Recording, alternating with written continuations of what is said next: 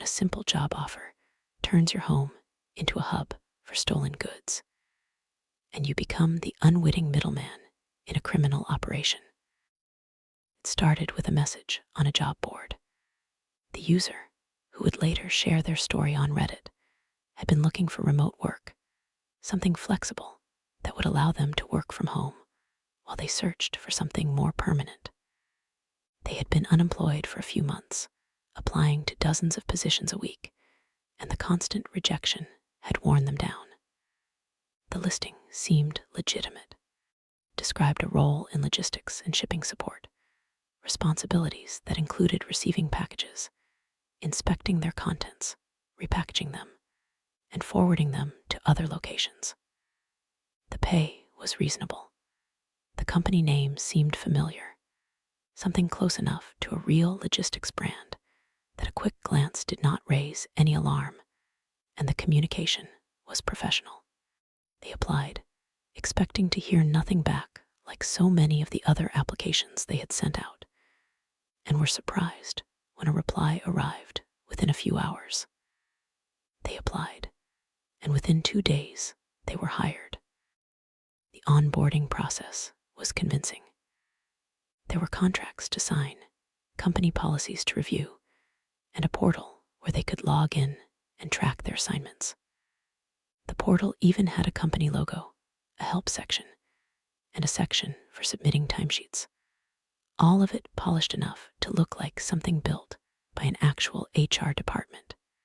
We're given a supervisor who checked in regularly, a friendly voice who answered questions and provided encouragement, sending occasional messages like "great work this week" or "thanks for being so reliable."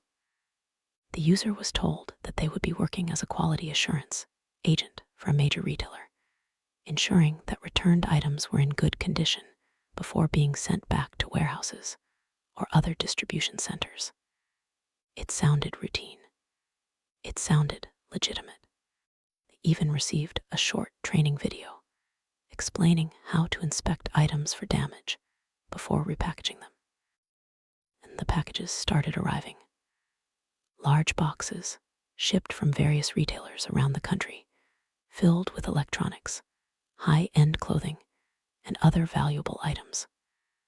The user was instructed to open each package, check the contents against a list, and then repackage everything for shipment to a different address.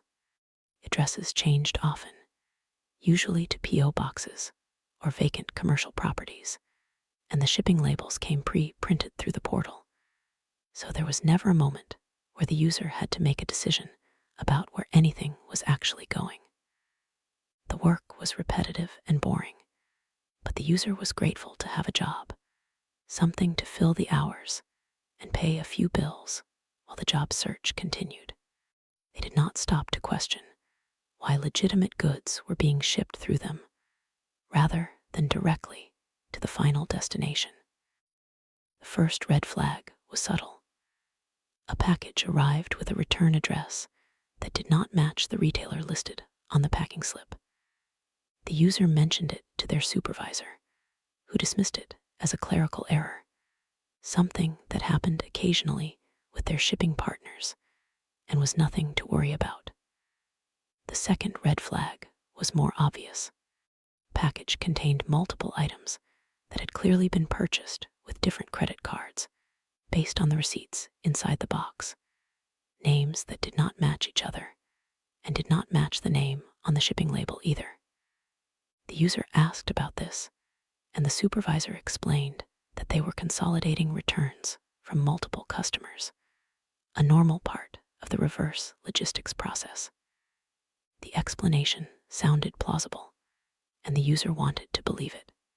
They continued working, telling themselves that the company surely had systems in place to catch anything genuinely wrong. The doubts began to accumulate. There were inconsistencies in the instructions, inconsistencies in the shipping labels, and an increasing number of packages that seemed to come from different sources, but were all funneled through the user's home. One evening, unable to shake the unease, the user started researching the company name online and found nothing. No website beyond the portal itself, no business registration, no trace of the organization that had hired them in any state filing database. Searched the names of the people they had been communicating with and found no results, no LinkedIn profiles, no public records, nothing that suggested these were real employees of a real company. The only thing they found, after nearly an hour of searching, was a forum post on Reddit describing a nearly identical experience.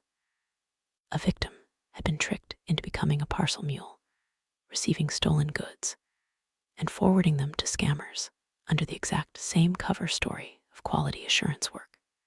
Realization hit hard, a cold, sinking feeling that settled in the user's stomach as they read comment after comment describing the same portal, the same friendly supervisor persona, the same shifting addresses, and even the same phrasing in the onboarding emails, word for word.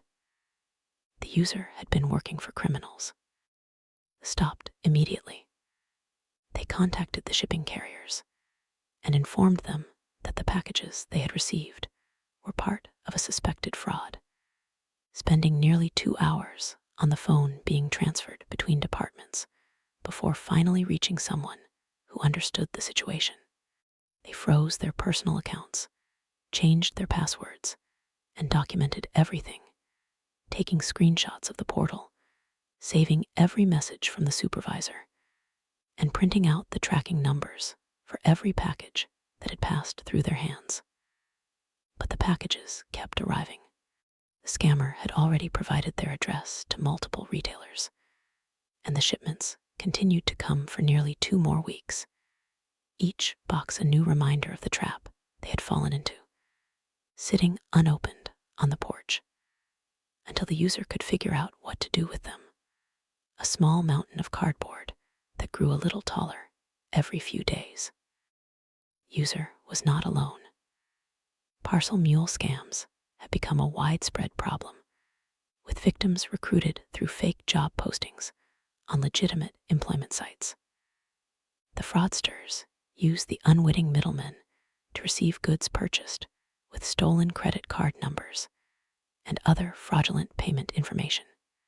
Mule is tasked with repackaging and forwarding the items, often to other locations where the scammer can retrieve them without being traced.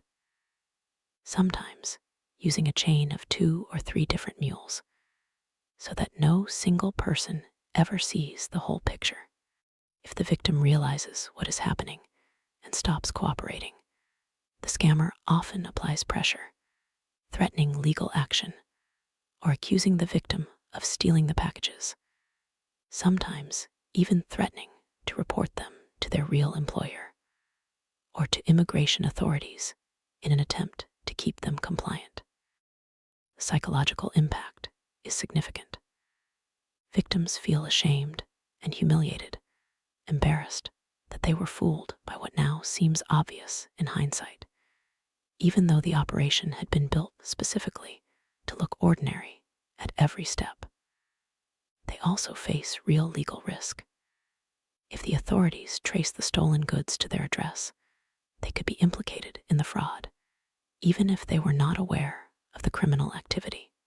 Proving that they were a victim, not a willing participant, requires careful documentation and cooperation with law enforcement. The first step is to stop all shipping activity immediately and to preserve every piece of communication related to the fake job. The economic impact of such scams is staggering. According to the Federal Trade Commission, consumers lost more than $12.5 billion to fraud in 2024, an increase of 25% from the previous year. The majority of these losses were the result of sophisticated schemes that exploited trust and misinformation. Parcel mule scams are a subset of a broader category of fake job and employment fraud, which has seen a sharp increase in recent years as remote work has become more normalized, and job seekers have grown accustomed to entirely virtual hearing processes. What makes these scams effective is the sunk cost fallacy. Once a victim has invested time and effort into a job, they are more likely to rationalize the inconsistencies and continue working rather than admit they have been duped. The scammers are counting on this. They build a relationship with their victims, providing encouragement and validation, creating a sense of purpose and belonging, especially for people who have been unemployed and are hungry for any sign that things are finally going well after months of silence and rejection. When a task scam is successful, the victim has often already completed many hours of work and may have even sent money to the scammers under the guise of training fees or processing costs. The sunk cost fallacy drives them to continue, hoping that the promised reward will materialize, and by the time enough evidence accumulates to force a reckoning, the victim has often already handled dozens of packages. Reddit post ended with a question that had no easy answer. The user had stopped forwarding packages, had reported the scam to the authorities, and was now waiting to see what would happen next. They filed a report with local police, who took the information, but offered little reassurance about what would come of it, and a separate report with the Postal Inspection Service, given the interstate nature of the shipments. They also contacted a consumer protection attorney, who told them that cases like this were becoming increasingly common, and that documentation, more than anything else, would be what protected them if the situation ever escalated. They were terrified that the police would show up at their door. They were terrified that their name would be tied to a fraud network. They were terrified that they would be held responsible for crimes they did not commit. And they described lying awake at night, running through every conversation with the supervisor, searching for the exact moment they should have known, and wondering how many other people were still receiving packages right now, not yet aware of what was actually happening in their own living rooms. What would you do if you discovered your remote job had turned you into a criminal? How would you convince the authorities that you were a victim, not a participant, in a scheme designed to exploit your trust? Share your thoughts in the comments below. Duration: 22 minutes. Mode: long category. Scams/survival. Source: Are scams. What happens when a simple job offer turns your home into a hub for stolen goods, and you become the unwitting middleman in a criminal operation? What would you do if you discovered your remote job had turned you into a criminal? How would you convince the authorities that you were a victim, not a participant, in a scheme designed to exploit your trust? Share your thoughts in the comments below.